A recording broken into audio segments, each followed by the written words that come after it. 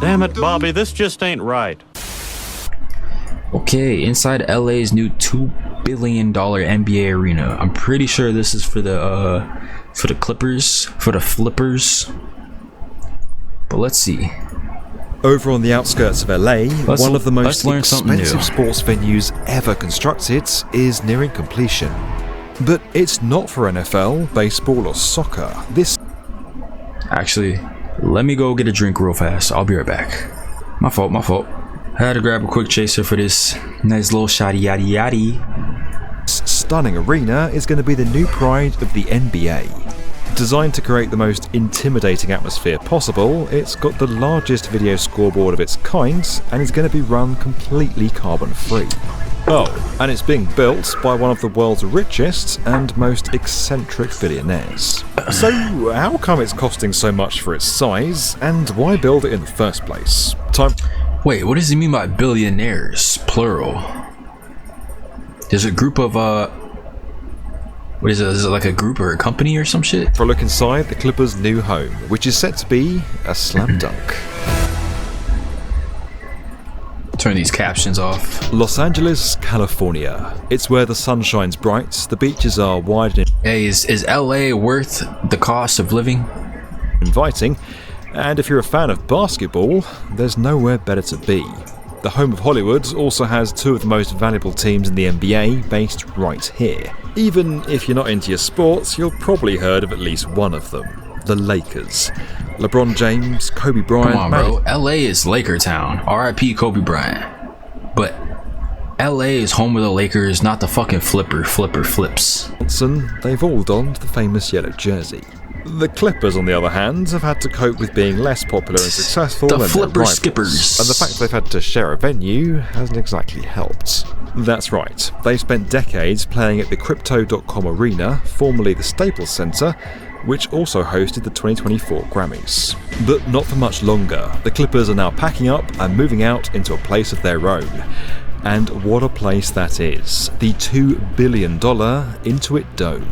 No, we haven't got that number wrong. This basketball arena, with less than 18,000 seats, is set to cost more than the Allegiant Stadium in Vegas, which held the 2024 Super Bowl.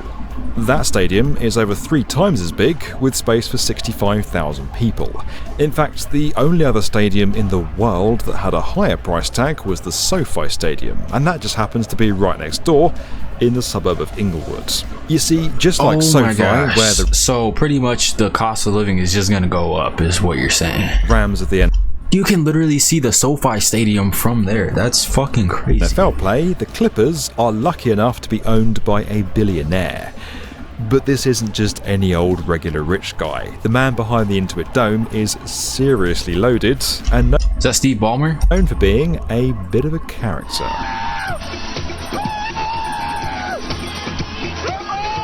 Oh yes, we're talking about former Microsoft CEO, Steve Ballmer. Okay, but why on earth is it so expensive? Well, when you look at all the ingredients going into it, you might begin to understand where some of that money has been going. Let's start with the most obvious thing, that exterior. The building is covered in a shell made from diamond-shaped panels placed on a structural steel diagrid. This allows it to resemble a giant basketball net sitting on top of the venue. Wait, hold up, go back. Like a giant basketball net sitting on top of the venue. This shit looks like a fucking turtle shell. Shell made from diamond-shaped panels placed on a structural steel diagrid. This allows it to resemble a giant basketball net. Giant basketball net? Sitting on top of the venue. There's loads packed inside too. It's got 5 full-size courts in total, more than... Holy shit, bro. I ain't gonna lie, this is actually tough. This is actually pretty tough, bro. This is gonna be a hard place to play in. Any other NBA venue, including 2 practice courts and an outdoor one. A 7,000 square meter plaza. There's an outdoor court? What the fuck is this for? So niggas can go hop on or some shit? Right after the game? Stretches around the arena. Let's go run 5v5 right after the Clippers are done, shit. Complete with shops, bars, restaurants, and a massive LED screen. The site even has offices, a hotel, training facility, concerts. Bro, Kawhi literally owns this fucking franchise. That is insane. How many games has this nigga played since he got to LA? And how much money have y'all paid this man? Come on, bro. And because it's LA, 4,000 parking spaces. As for the main arena, well, it does have a 4,000 parking spaces? Is that a lot? I don't know. pretty unusual design. Thanks to its I mean, I can't tell if that's a lot compared to other stadiums. bowl-shaped layouts, fans are going to feel much closer to the action than they were previously. Almost like they're kind of sat hovering over the Man, the Clippers are not going to be up 5 on the T-Wolves. T-Wolves are smacking the Clippers. Fuck out of here. court. If that weren't imposing enough, there's a whole section that's basically designed to scare the opposition. Called The Wall, it'll have 51 rows of uninterrupted seats placed right near the visitors' bench, helping create a very intense atmosphere. Think of it as the LA equivalent of the Cop at Liverpool's Anfield Stadium. Now, you might assume that fans in the higher seats won't have as much to see, but you'd be wrong. Because up here, you'll find the largest ever double-sided video board in an arena setting, the Halo board. Stretching for almost a full acre all the way around, it's armed with more than 200 million LEDs. With this high-tech piece of kit, sightlines can be optimised for every seat, and those watching from the upper bowl will get the very best view of it. AV installations really don't come much bigger than that. But what if you're... Okay, this is actually a W, bro, because when you go to the Suns games, bro, and you a broke nigga like me, you gotta sit all the way up in the high section. You cannot see shit, bro. And the little screen board that they have set up, it's so far out into the middle of the dome that you can't see shit. You wanted to be someone that does this So this is perfect for broke niggas who gotta sit up in the high section. Nigga, you can still watch the shit. sort of thing every day that puts things as cool as this inside arenas. Well, you need to be good at programming and coding, but if your knowledge of that is full of glitches, there's a new platform to help you level up. Speaking of bowls, there's one other thing this place has more of than anywhere else. Toilets! 1,160 toilets and urinals! 3 times the NBA average number of toilets and urinals! We do not want people waiting in line. We want them to get back to their damn seats. Alright, Hey, that's honestly a solid point. You don't want to have a whole line at the bathroom when the game's going on. It's a good part of the game. Plus, that's also going to entice people to, you know, be able to drink more because they have easier access to a bathroom. This man Steve Ballmer knows what he's doing. Look at Russ back here cheesing. calm down, Steve. He is trying to make a point though, and that is that the Intuit Dome is flush with features aimed at ensuring people won't miss any of the action. There'll be grab-and-go concession stands with no queuing, almost 200 game clocks reminding people to sit back in their damn seats, and other types of so-called frictionless technology. What's also really impressive about this venue is that it's going to be 100% carbon-free from day one. That means it'll be producing zero waste, a low water strategy will save 7.5 million gallons of the stuff every year, and the arena is fully electric. On the roof you'll find almost 300 solar panels which feed into an on-site battery system. Now, in sunny LA, a lot of energy can be generated and stored in this way, and it even allows the stadium. It's ran by 100% carbon. No, I don't know what that means, bruh. I think that means it's safer environmentally, but it might smell like ass still. Either it's gonna start smelling like ass or shit's gonna start falling apart. One of the two. Hours. That's more than long enough for an entire NBA Finals game. The roof is also covered in PTFE and ETFE panels which help reduce energy consumption. They're used to block out the heat of the sun while letting in plenty of natural daylight.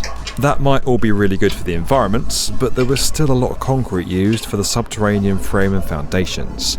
Almost 50,000 cubic meters of the material was required, an amount that could fill 19 Olympic pools. Once the foundations were done, attention turned to the steelwork, including the roof, which weighs almost 3,000 tons. March 2023 saw the final steel beam, signed by everyone involved in the build, lifted into place. That's less than 2 years after work first began in September 2020. Damn, so they really close to finishing this shit then. 21. So, where is all that cash coming from? Well, Ballmer is the 10th richest person in the world, with a net worth of $120 billion at the time Bro signed to Microsoft though, that's probably why. this video was published.